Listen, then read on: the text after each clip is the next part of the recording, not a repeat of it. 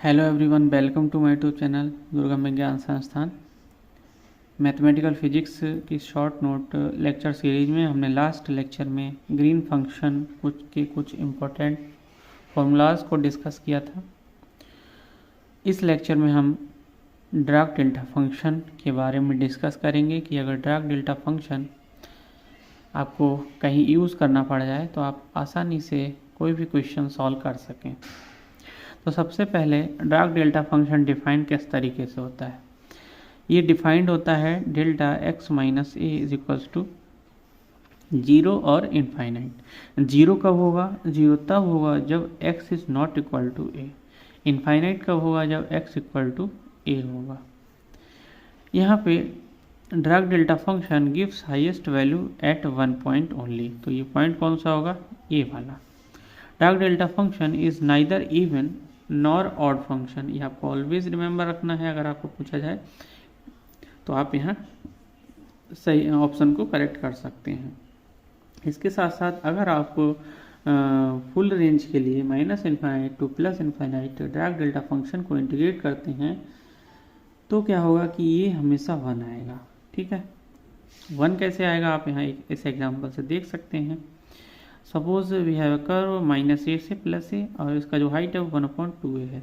Area 1 होगा। Area 1 constant करने के लिए ए 0 की तरफ टेंड करेगा तो 1/2a इनफाइनाइट की तरफ टेंड करेगा।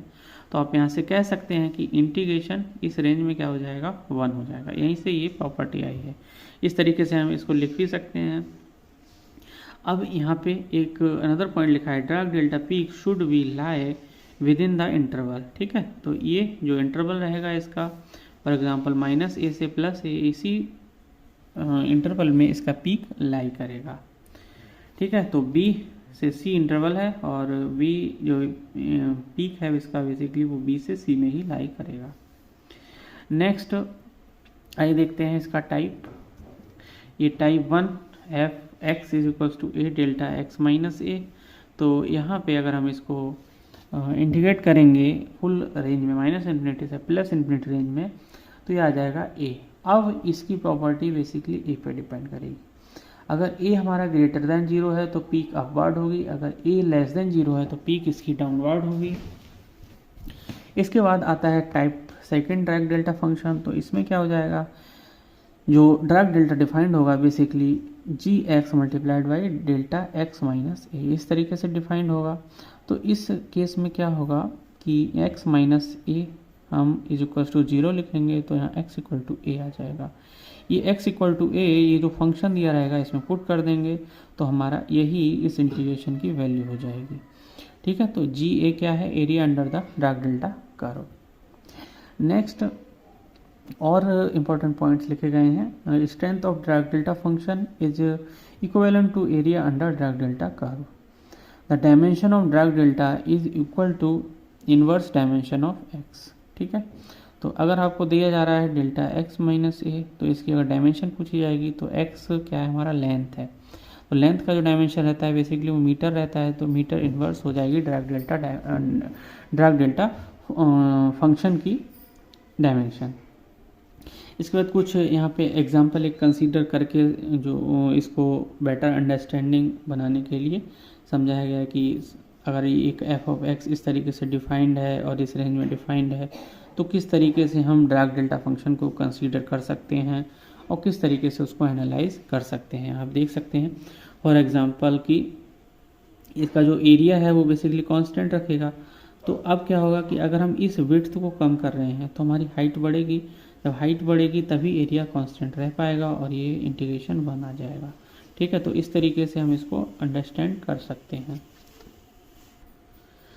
इसके बाद अगर फंक्शन किसी पॉइंट x इक्वल टू ए पे डिसकंटिन्यूस है तो उसको ड्रैग डेल्टा फंक्शन की फॉर्म में किस तरीके से लिखेंगे वो भी देख लेते हैं। देखिए, ये फंक्शन डिफाइंड है कि x लेस देन ए के लिए फंक्शन का वैल्यू k1 है, x ग्रेटर देन ए के लिए फंक्शन का वैल्यू k2 है और फंक्शन जो हमारा अनडिफाइंड मतलब डिसकंटिन्यूटी प्रेजेंट है वो x इक्वल टू ए पे प्रेजेंट है। तो अब हमें ड्रैग डेल्टा फंक्शन को लिखना होगा। किस तरीके से लिखेंगे? अब यहाँ पे अमाउंट ऑफ डिसकंटिन्यूटी क्या हो जाएगी? k2 minus k1।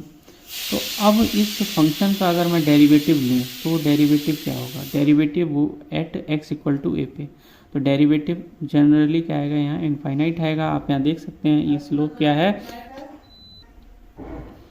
इसका डेरिवेटिव यहाँ इनफाइनाइट आ रहा है, तो इनफाइनाइट आएगा x इक्वल टू ए पे। अब हम क्या करेंगे, इसको डायरेक्ट डेल्टा फंक्शन की फॉर्म में अगर डेरिवेटिव लिखना चाहें तो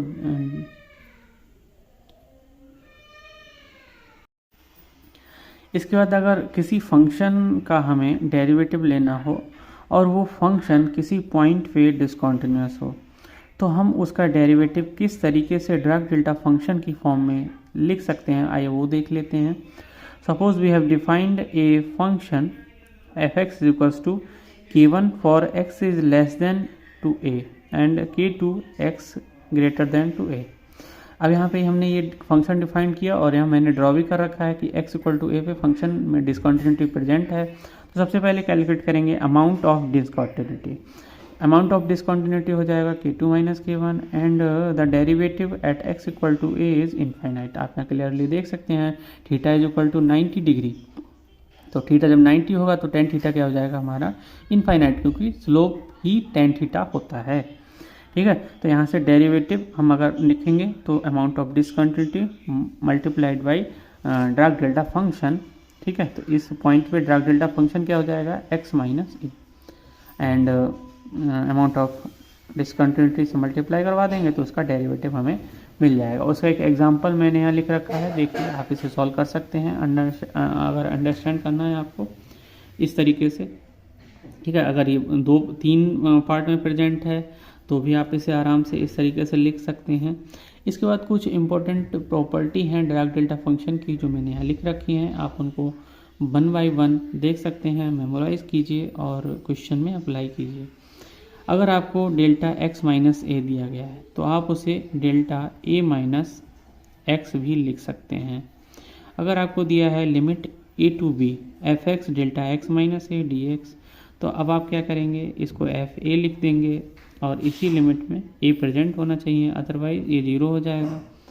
इसके बाद अगर आपको दिया है a to b f x, अगर डायरेक्ट डेल्टा फंक्शन का nth डेरिवेटिव दे रखा है तो उस केस में -1 to the power n and आपको फंक्शन का भी nth डेरिवेटिव लेना है और x की जगह a पुट कर देना है।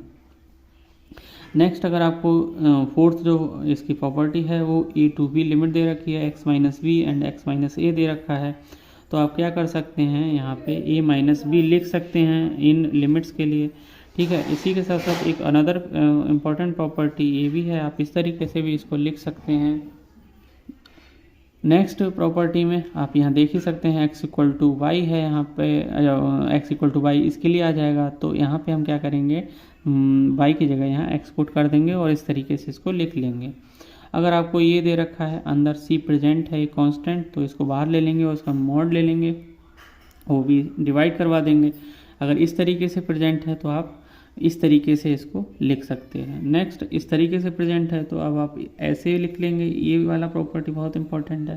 सबसे ज़्यादा इंपॉर्टेंट प्रॉपर्टी है, अगर कोई फंक्शन है उसका डायरेक्ट डेल्टा फंक्शन दे रखा है तो सबसे पहले आप क्या करेंगे, उस फंक्शन के रूट्स को कैलकुलेट करेंगे। रूट्स को कैलकुलेट करने के बाद हर एक रूट पे उसकी वैल्यू फाइंड आउट करेंगे और उसके मॉड से इसको डिवाइड करते जाएंगे एंड डेल्टा एक्स माइनस जो भी रूट आएगा वो लिखते जाएंगे। इस तरीके से सबका सम कर लेंगे। इसके बाद आप यहाँ देख सकते हैं एक और पॉइंट लिखा गया है, यहाँ पे जीरोस जो इसके रूट्स हैं उसको निकालने का एक ये ट्रिक है, आप ऐसे निकाल कर सकते हैं। इसके बाद मैंने एक क्वेश्चन भी सॉल्व कर रखा है, इस क्वेश्चन की भी आप हेल्प ले सकते हैं अंडरस्टैंडिंग के लिए। नेक्स्ट वीडियो में हम देखेंगे Dirac delta function in different coordinate system, polar, spherical, इन सब में हम देखेंगे किस तरीके से डायरेक्ट डेल्टा फंक्शन को लिख सकते हैं। तब तक वीडियो को लाइक कीजिए, शेयर कीजिए एंड चैनल को सब्सक्राइब कीजिए। Thank you so much. कोई भी डाउट हो तो कमेंट कीजिए।